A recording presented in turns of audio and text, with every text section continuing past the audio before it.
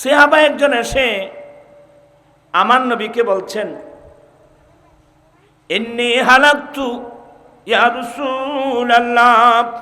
একজন নবী সাহাবা নবীর কাছে এসে শিকায়েত করলেন, ইন্নী হালাকতু ইয়া রাসূলুল্লাহ, নবী গো আমি তো ধ্বংস হয়ে গেলাম।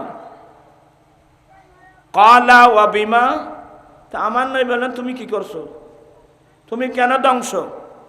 বলে ইয়া রাসূলুল্লাহ ইন্নী ওয়াকাতু আলা আহলি। ইয়া রাসূলুল্লাহ আমি রোজা রেখে স্ত্রী সহবাস করে ফেলছি, আমি রোজা রেখে স্ত্রী সহবাস করে ফেলছি, আমার রোজা তো নষ্ট হয়ে গেল, আমি তো ধ্বংস হয়ে গেলাম। সুবহানাল্লাহ। আপনারা দেখেন একটি মাত্র রোজা নষ্ট হলো, এ কারণে নবীর সাহাবার অনুভূতি কি, আমি তো ধ্বংস হয়ে গেলাম। হায়রে, কিন্তু আমরা হাজার হাজার অপরাধ করার পরেও এই অনুভূতি কি আমাদের মধ্যে এখনো আসছে? আমাদের জীবনের কি দাম আছে বলেন তো? ইয়া রাসূলুল্লাহ আমি তো ধ্বংস হয়ে গেলাম। তো আমার নবী বলছেন কাজ যখন করে ফেলছো আর রোজা নষ্টই হলো, তো কাফারা দাও। ইয়া রাসূলুল্লাহ কাফারা কি দেব? আমার নবী বলেন গোলাম থাকলে আজাদ করে দাও।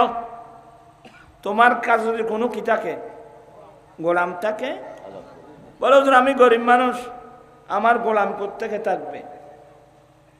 আমার নবী কি কি করে করে, কেমন কোন কোন সিস্টেমে গোলাম, এ গোলামকে একেবারে, এখন তো সারা বাংলাদেশে সারা পৃথিবীতে দাস প্রথা নাই বললেও চলে। এটা আমার দয়াল নবীর অবদান। কথা বুঝেন? আমার নবী বলতে তুমি যখন রোজা নষ্ট করছো, গোলাম থাকলে আজাদ করে দাও। বল নবী গো আমার কাছে গোলাম নাই। আমার নবী বলেন ফাসুম শাহরাইনি মুতাতাবিআইন। এই সাহাবা কাফারা কিন্তু মাপ নাই, তুমি তাহলে একটা কাজ করো, ধারাবাহিক 2 মাস রোজা রাখো।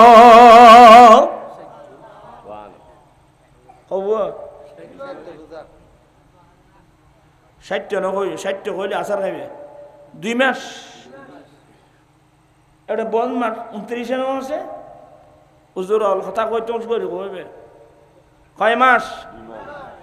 বরাবর 2 মাস লাগাতার 2 মাস রোজা রাখো, রোজা নষ্ট হইতে কব। এখন কাফারা কয়টা?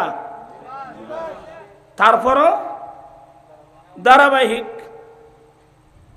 এবার আপনারা মনে মনে চিন্তা করেন, যারা মাসকে মাস রোজা নষ্ট করেছেন আপনাদের কি অবস্থা হবে? আমার ভাইয়েরা, ওই সাহাবার নবী গো লামাস্তাতি, আমি পারবো না, আমি ধারাবাহিক 2 মাস রোজা রাখতে পারবো না। আচ্ছা, তাহলে 3 নম্বর, তারপরে মাপ নাই।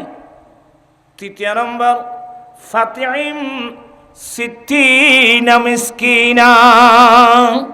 এ আমার সাহাবা, তুমি 60 জন মিসকিনকে খাবার দাও। কয়জন?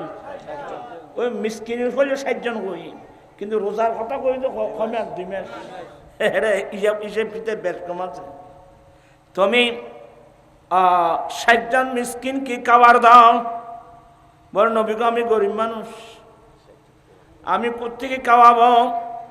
তাহলে গোলাম আজাদ করার কথা বলা হয়েছে, পাচ্ছে না। 2 মাস রোজা রাখার কথা বলা হচ্ছে, বলে পারবো না। বলে এবার তুমি 60 জন মিসকিনকে খাবার দাও। নবী গো আমি গরিব মানুষ, পারবো না। বসে আছে আমার নবী, আর নীরব বসে আছেন। মুহূর্তের মধ্যে দেখা গেল একজন সাহাবা নতুন খেজুর বাগানের নতুন খেজুর, কারণ আরবের মেন খাদ্য তো খেজুর। আমার বাইরে আমার নবী একজন সাহাবা নতুন খেজুর বাগানের খেজুর পারছে, 1 বস্তা খেজুর। নাসাই শরীফের হাসিয়ার মধ্যে লিখতেছে বরাবর 80 কিলো, কি মানে 2 মণ বস্তা।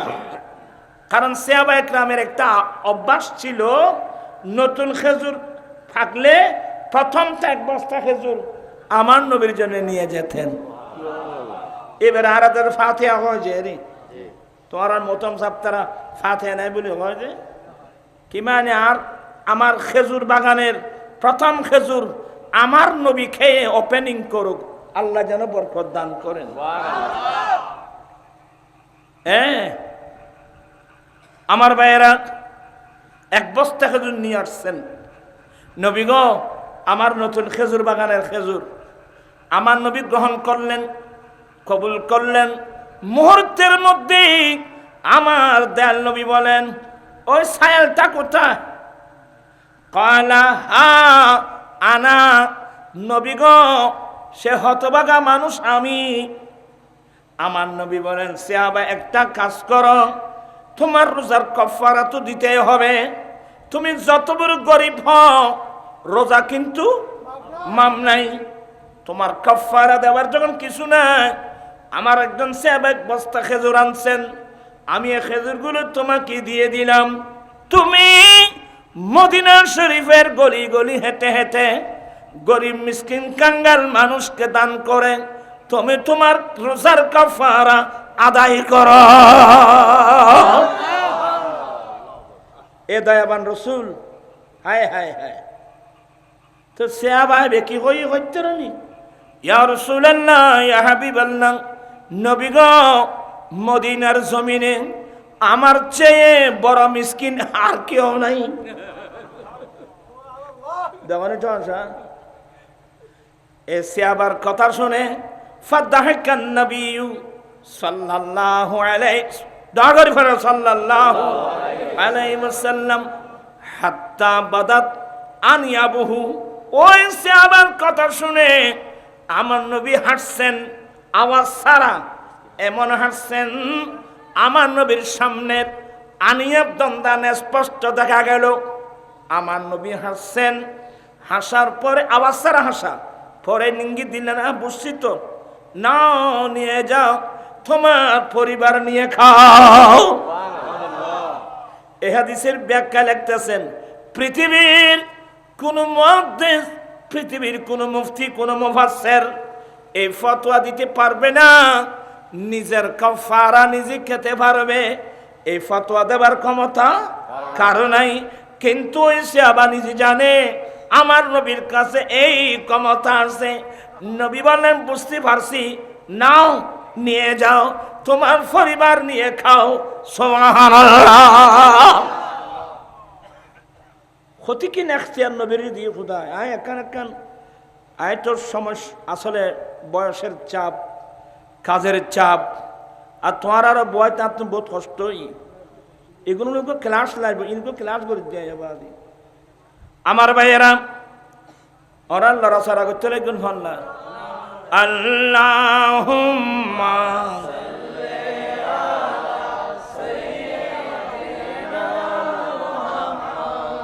নাবিয়েনা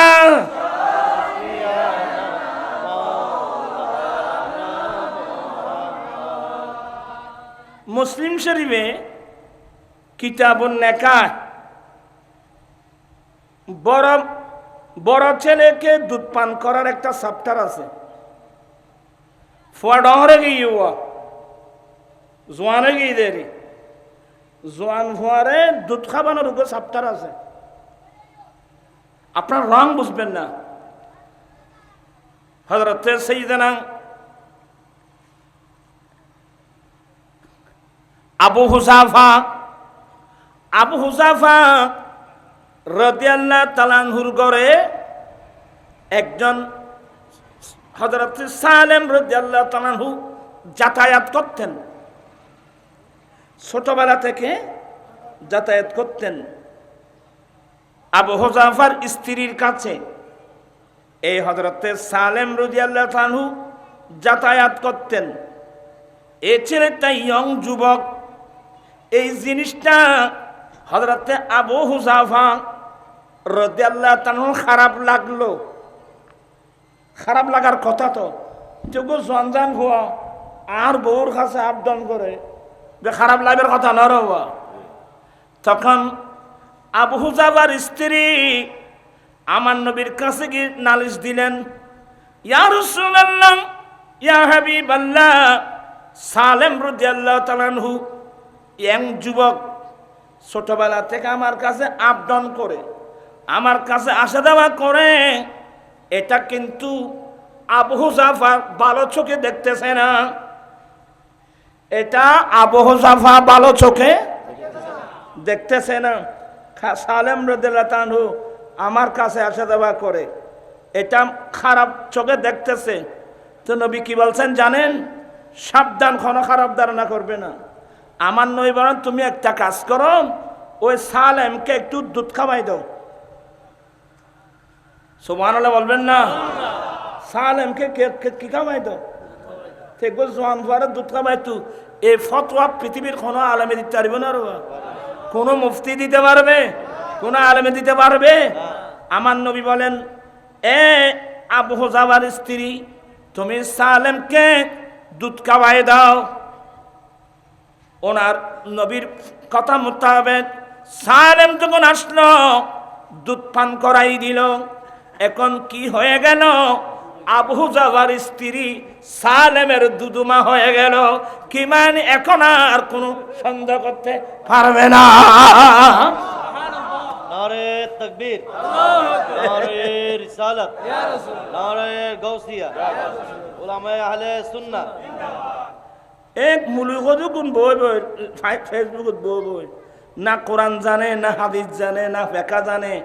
খাসায়েসে মুস্তাফা কি কি? আমার নবীকে আল্লাহ কতগুলো কি দিয়েছেন, কতগুলো নবীকে আল্লাহ পাওয়ার দিয়েছেন, ক্ষমতা দিয়েছেন। হ্যাঁ, একজন নবী সাহাবা আসে, নবী গো, আমি তো ওই ঈদের নামাজ পড়ার আগে আমি কোরবানি করে ফেলছি। ওই নিয়ালা হুজুর, আমি তো নামাজ পড়ার আগে কি করে ফেললাম? আমার নবী বলে, তো হবে না। নবী গো, আমার কাছে আর কোরবানি করার কিছু নেই। একটা ছাগল আছে 6 মাসের, 6 মাস বয়সের একটা 6 মাস বয়সের একটা ছাগল আছে। কিন্তু শরীয়তের ফতোয়া হলো একটা ছাগল কোরবানির উপযুক্ত হবে কত? 1 বছর। ইয়া রাসূলুল্লাহ, আমি তো কোরবানি করে ফেললাম, এখন তো নামাজের আগে কোরবানি করে ফেললাম। আমার নবী বলেন, নবী গো, এখন আমার কাছে ওই 6 মাসের একটা ছাগল ছাড়া, কিন্তু হুজুর 6 মাসের হলেও দেখতে শুনতে 1 বছরের মতো লাগে। হুজুর, আমার নবী বলেন, তুমি একটা কোরবান করে দাও। আচ্ছা বলো হুজুর, এটা বলে, এটা আর কেউ পারবে না, ওইটা ওনার জন্য। আমার কথা হলো, আমার নবী যাকে যেটা ইস্তেসনা করে দে, এখতিয়ার করে দে, এটার উপর ফতোয়া। আল্লাহ নবীকে কি দিয়েছেন? এখতিয়ার দিয়েছেন। মুনव्वर मेरी आंखों को मेरे शम्सो दुहा कर दे, मुनव्वर मेरी आंखों को मेरे शम्सो दुहा कर दे, गमों की धूप में वो साये जुल्फे दुता कर दे, जहां बानी अता कर दे, बड़ी जन्नत हिबा कर दे, नबी मुख्तार कुल है, जिसको जो चाहे अता कर दे, नबी मुख्तार कुल है, जिसको जो चाहे अता कर दे। सलातो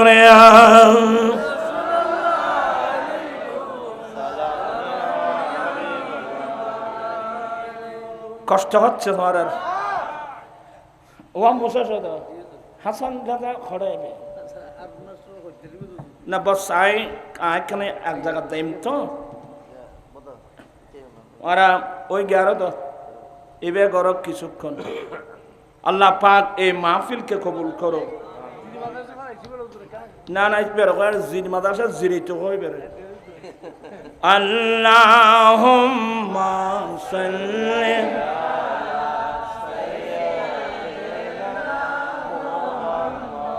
নাবিয়ানা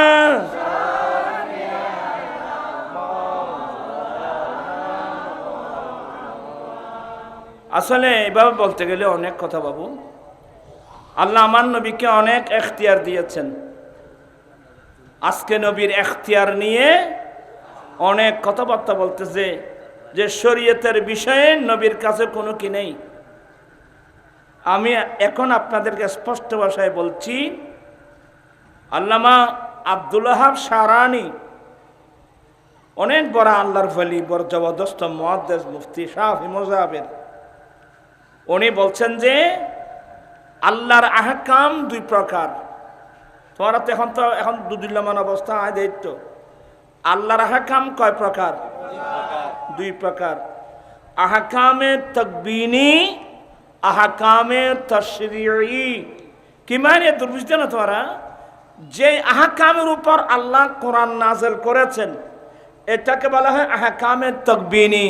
আর যে আহকামের উপর আল্লাহ কোরআনের আয়াত নাযিল করে নাই ওই সাবটারটা আল্লাহ আমার নবীর উপর ন্যস্ত করেছেন। সুবহানাল্লাহ। এই জন্য আমার নবী শারঈ আলাইহিস সালাম।